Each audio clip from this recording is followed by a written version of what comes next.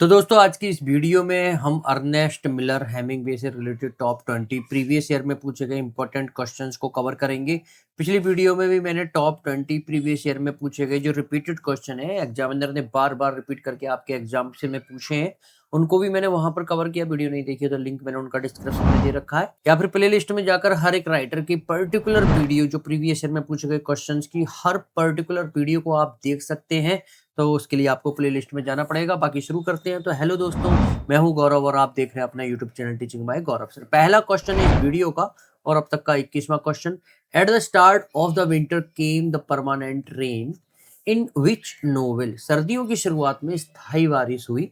ये जो पंक्तियां हैं किस उपन्यास में देखने के लिए मिलती है? यूके हायर 2017 के एग्जाम में क्वेश्चन आया है। A farewell to arms B torrents of spring C for whom the bell tolls, या डी नन ऑफ दीज। चलिए देख लेते हैं करेक्ट आंसर क्या होगा। जो करेक्ट आंसर हो जाएगा वो हो जाएगा option A, a farewell to arms. These line occur in the novel a farewell to arms by Ernest Miller Hemingway.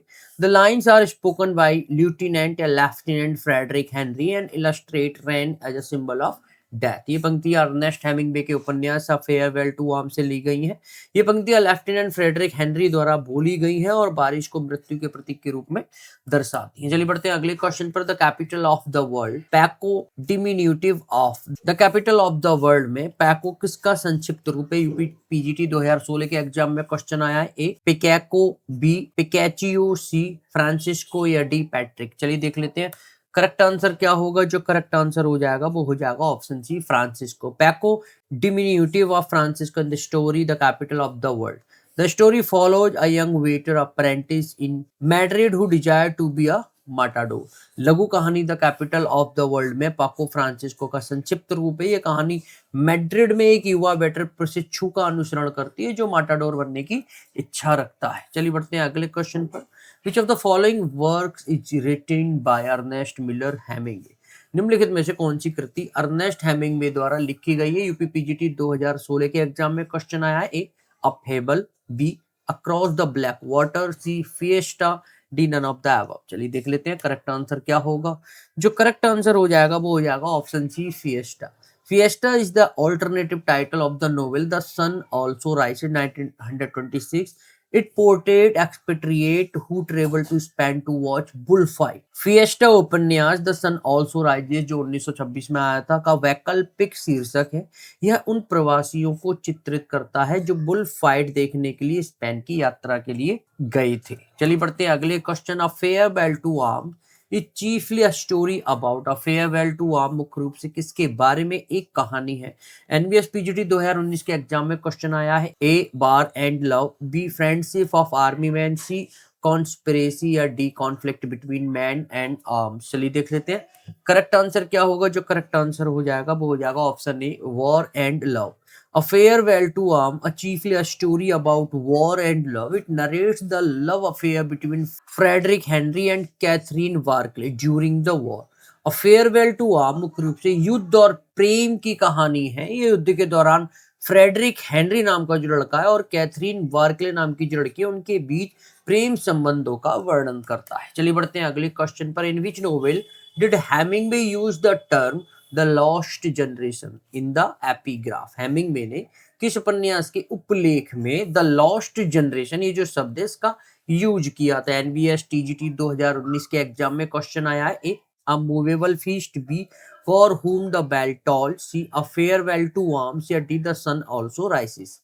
चलिए देख लेते हैं करेक्ट आंसर क्या होगा। जो करेक्ट आंसर हो जाएगा वो हो जाएगा option D, the sun also rises. Hemingway used the term the lost generation in the epigraph of The Sun Also Rises. Gertrude Stein made the famous comment, "You are all a lost generation," which is used in the book. Hemingway ने the sun also rises के उपलेख में the lost generation ये जो शब्द है इसका use किया था। गर्ट्रूड स्टीन ने प्रसिद्ध टिप्पणी, आप सभी एक खोई हुई पीढ़ी है, की थी जिसका उपयोग पुस्तक में किया गया है। चलिए बढ़ते हैं अगले क्वेश्चन पर। The American baseball player who is Santiago's favourite. अमेरिकी बेसबॉल खिलाड़ी जो सैंटियागो का पसंदीदा है। केरला टीजीटी 2015 के एग्जाम में क्वेश्चन आया है। A Maxwell Perkins, B Raymond Shepard, C Joe D मैगियो या डी ग्रेगोरियो फ्यूंटेस। चलिए देख लेते हैं करेक्ट आंसर क्या होगा। जो करेक्ट आंसर हो जाएगा वो हो जाएगा option C Joe DiMaggio. Joe DiMaggio is the American baseball player who is Santiago's favorite. Santiago, an aging Cuban fisherman, often talk of DiMaggio as his hero. जो DiMaggio अमेरिकी baseball खिलाड़ी हैं जो Santiago की पसंदीदा है। Santiago एक उम्रदराज क्यूबाई मछुआरा है, अक्सर डिमैगियो को अपने नायक के रूप में बात करता है। चलिए बढ़ते हैं अगले क्वेश्चन पर। The line a man can be destroyed by not defeated appears in. अब एक व्यक्ति नष्ट हो सकता है लेकिन पराजित नहीं हो सकता। कितनी प्यारी लाइन है। पंक्तियां, ये जो पंक्तियां हैं किस वर्ग में देखने के लिए मिलती हैं। यूजीसी नेट 2006 के एग्जाम में क्वेश्चन आया है। A for whom the bell tolls, B the old man and the sea, C the snow of Kilimanjaro या D the sun also rises। चलिए देख लेते हैं करेक्ट आंसर क्या होगा। जो करेक्ट आंसर हो जाएगा वो हो जाएगा option B the old man and the sea. The line appears in the old man and the sea 1952। This famous quote highlights the resilience of the human spirit. ये पंक्ति the old man and the sea 1952 में जब आया था ये work, उसमें आती है प्रसिद्ध उद्धरण मानवीय भावनाओं के लचीलेपन को उजागर करता है। चलिए बढ़ते हैं अगले क्वेश्चन पर। नेक्स्ट हमारा क्वेश्चन है Hemingway's novel a farewell to arms is divided into. Hemingway का उपन्यास अ फेयरवेल टू आर्म्स कितने भागों में विभाजित है। यूजीसी नेट 2011 के एग्जाम में क्वेश्चन आया है। ए 2 बुक्स, बी 3 बुक्स, सी 4 बुक्स या डी 5 बुक्स। चलिए देख लेते हैं करेक्ट आंसर क्या होगा। जो करेक्ट आंसर हो जाएगा वो हो जाएगा option D 5 books. A Farewell to Arms is divided into 5 books. The title of the novel is taken from a poem by George Peele. A Farewell to Arms 5 भागों में बुक्स में विभाजित है। उपन्यास का शीर्षक जॉर्ज पील की एक कविता से लिया गया है। चलिए बढ़ते हैं अगले क्वेश्चन पर। Ernest Miller Hemingway was from. Ernest Miller Hemingway कहाँ के रहने वाले थे। झारखंड टीजीटी 2016 के एग्जाम में प्रश्न आया है। A America, B Ireland, C Britain या D Germany.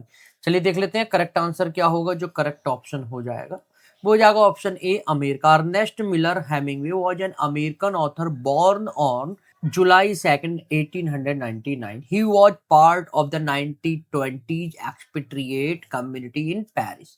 Ernest Miller Hemingway एक अमेरिकी लेखक थे जिनका जन्म 2 जुलाई 1899 को हुआ था। वह 1920 के दशक में पेरिस में प्रवासी समुदाय का हिस्सा थे। चलिए बढ़ते हैं अगले क्वेश्चन पर। When was For Whom the Bell Tolls published? For whom the bell tolls, ये जो वर्क है ये कब प्रकाशित हुआ था, कब पब्लिश हुआ था। झारखंड टीजीटी 2016 के एग्जाम में प्रश्न आया है। ए 1933, बी 1945, सी 1948 या डी 1940। चलिए देख लेते हैं करेक्ट आंसर क्या होगा। जो करेक्ट आंसर हो जाएगा वो हो जाएगा option D 1940। Hemingway published the novel for whom the bell tolls in 1940। It is a set against the backdrop of the Spanish civil war. Hemingway ने 1940 में उपन्यास for whom the bell tolls प्रकाशित किया था, पब्लिश किया था। Spanish गृह युद्ध की पृष्ठभूमि पर आधारित है। चलिए बढ़ते हैं अगले क्वेश्चन पर। Which civil war is the basis of for whom the bell tolls. कौन सा गृह युद्ध for whom the bell tolls का आधार है। झारखंड टीजीटी 2016 के एग्जाम में क्वेश्चन आया है। A the Spanish civil war, B the world war first, C the world war second या डी अमेरिकन सिविल वॉर। चलिए देख लेते हैं करेक्ट आंसर क्या होगा। जो करेक्ट आंसर हो जाएगा वो हो जाएगा option A the Spanish civil war. For whom the bell tolls is based on the Spanish Civil War. The novel tells the story of an American volunteer fighting for the Republic. For whom the bell toll Spanish गृह युद्ध पर आधारित है। ये उपन्यास गणतंत्र के लिए लड़ने वाले एक अमेरिकी स्वयं सेवक की कहानी बताता है। चलिए बढ़ते हैं अगले क्वेश्चन पर। I am for the Republic and the Republic is the bridge who said. मैं गणतंत्र के लिए हूं और गणतंत्र ही पुल है। यह किसने कहा था। झारखंड टीजीटी 2016 के एग्जाम में क्वेश्चन आया है। A Jordan, B Rafael, C Pilar या डी पैब्लो। चलिए देख लेते हैं करेक्ट आंसर क्या होगा। जो करेक्ट आंसर हो जाएगा वो हो जाएगा option C Pilar. These line are spoken by Pilar the wife of Pablo in for whom the bell tolls. Pillar is a strong female character who keeps the gorilla band together. ये पंक्तियां for whom the bell tolls में Pablo की पत्नी pillar द्वारा बोली गई हैं। Pillar एक मजबूत महिला पात्र है जो गोरिल्ला समूह को एकजुट रखती है। चलिए बढ़ते हैं अगले क्वेश्चन पर।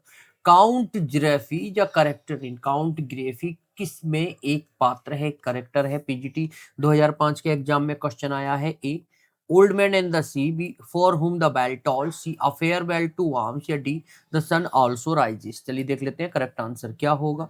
जो करेक्ट आंसर हो जाएगा वो हो जाएगा option C, a farewell to arms. Count Greffi is a character in Hemingway a farewell to arms. The novel depicts the romance between Frederic Henry and Catherine Barkley. Count Greffi Hemingway का एक work है farewell to arm जो 1929 में आया था। उसमें एक पात्र है, करेक्टर है। ये उपन्यास फ्रेडरिक हेनरी और कैथरीन बार्कले के बीच रोमांच को दर्शाता है। चलिए बढ़ते हैं अगले क्वेश्चन पर। What shaped Hemingway's literary creation like farewell to arm?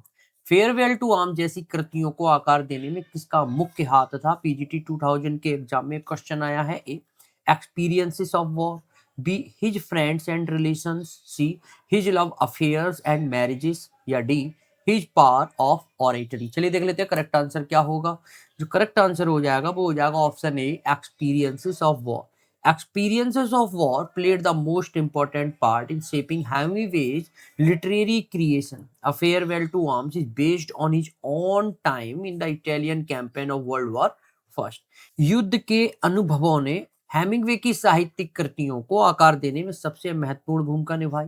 A farewell to arms प्रथम विश्व युद्ध के इतालवी अभियान में उनके अपने समय पर आधारित है। चलिए बढ़ते हैं अगले क्वेश्चन पर। The old man and the sea is a novel written by, easy सा क्वेश्चन है। The old man and the sea जो वर्क है किसके द्वारा लिखा गया है? किसके द्वारा लिखा गया उपन्यास है? पीजीटी 2013 के एग्जाम में क्वेश्चन आया है। A Ernest Hemingway, B William Faulkner, C Mark Twain, या डी मुल्कराज आनंद। चलिए देख लेते हैं करेक्ट आंसर क्या होगा। जो करेक्ट आंसर हो जाएगा वो हो जाएगा option A, Ernest Hemingway. The old man and the sea is a novel written by Ernest Hemingway. It is praised for its mastery of narrative and personal vision. The old man and the sea Ernest Hemingway द्वारा लिखित एक उपन्यास है। इसकी कथा शैली और व्यक्तिगत दृष्टिकोण के लिए प्रशंसा की जाती है। चलिए बढ़ते हैं अगले क्वेश्चन पर। Which of the following is not Hemingway's work? निम्नलिखित में से जो चार ऑप्शंस नीचे दिए गए इनमें से कौन सा वर्क हेमिंगवे के द्वारा लिखा गया नहीं है? पीजीटी 2013 के एग्जाम में क्वेश्चन आया है। A the sun also rises, B Moby Dick, C for whom the bell tolls, या D a farewell to arm. चलिए देख लेते हैं करेक्ट आंसर क्या होगा। जो करेक्ट आंसर हो जाएगा वो हो जाएगा option B, Moby Dick. Moby Dick is a novel by Herman Melville, not Hemingway. Hemingway's major works include The Sun Also Rises and For Whom the Bell Tolls. Moby Dick Herman Melville का उपन्यास है, Hemingway का नहीं। Hemingway की प्रमुख रचनाओं में the sun also rises और for whom the bell tolls ये सभी शामिल है। चलिए बढ़ते हैं अगले क्वेश्चन पर। For whom the bell tolls take its title from? For whom the bell tolls ये जो वर्क है इसका शीर्षक कहाँ से लिया गया है? आरपीएससी पीजीटी 2016 के एग्जाम में ये प्रश्न आया है। A John Donne meditation 17, B George Peele, C the Bible, या डी थॉमस जे जैक्सन। चलिए देख लेते हैं करेक्ट आंसर क्या होगा। जो करेक्ट आंसर हो जाएगा वो हो जाएगा option A, John Donne meditation 17। The title is taken from metaphysical poet John Donne meditation 17। The meditation explores theme of human interconnectivity. ये शीर्षक आध्यात्मिक कवि जॉन डन के मेडिटेशन 17 से लिया गया है। ये चिंतन मानवीय अंतः संबंधों के विषय की पड़ताल करता है। चलिए बढ़ते हैं अगले क्वेश्चन पर। मेनोलिन इज अ खाली जगह in Hemingway's the old man and the C.